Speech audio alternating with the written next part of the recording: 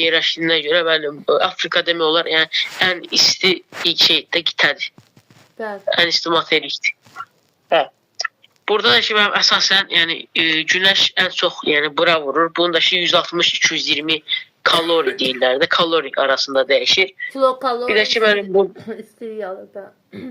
Hə, həmin Afrikanın bəzi yerlərində də ki, günəş il ərzində 2 dəfə, yəni 2 il ərzində yəni bir dəfə gedib başqa materiklərdə bir dəfə qış gəlmir. Amma bəzi Afrikanın bəzi ölkələrində 2 dəfə günəş çıxır.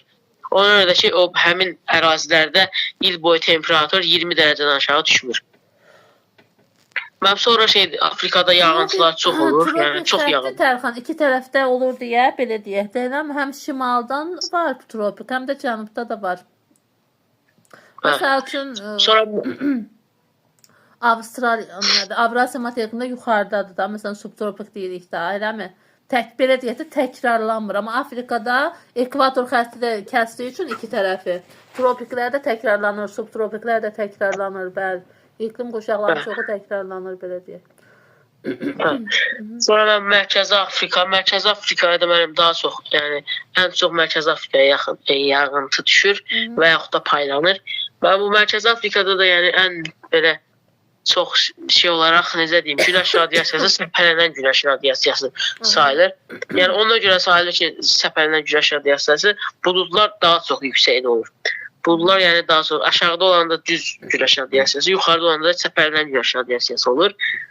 Əsasən mənim bu mərkəzi şeydə də Afrikada məsəl üçün Qvinyon körfəzi var, ondan sonra vulkan var idi bir dənə.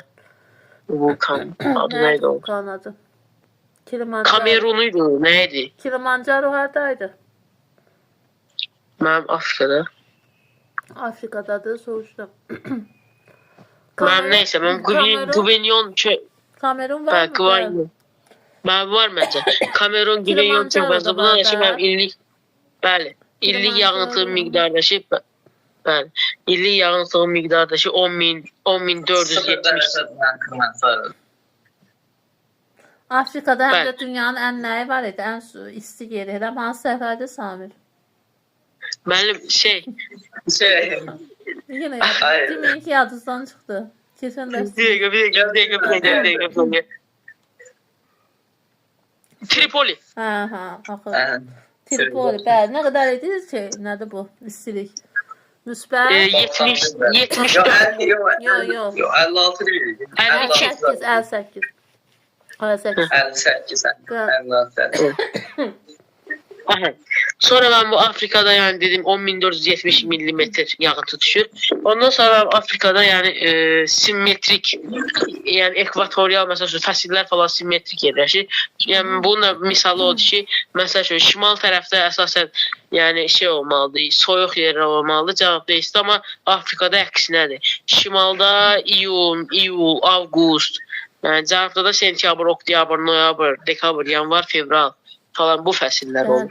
Ona görə də bu Afrikanın iqlimi yəni çox da belə mürəkkəb iqlimdir. Tropik günəş şimalda zəmdə olanda cənubda eyni düşür də. Biz deyək ki, məsələn şimalda olanda cənub ölkələrində şimalda yay olanda onlarda qış fəslidir ona görə.